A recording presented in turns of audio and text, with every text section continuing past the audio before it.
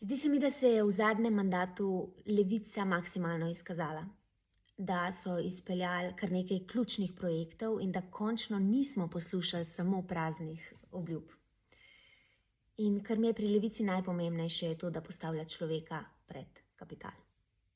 To je zame najpomembnejše. Močna socialna država.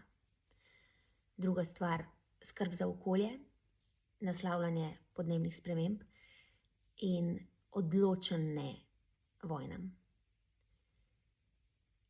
To je družba, v kakršni si je želim živeti.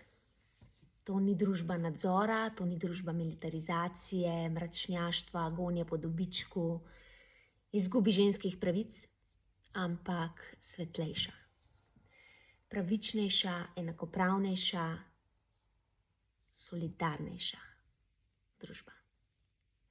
In zato bom 22. marca svoj glas zaupala Levici in Vesni.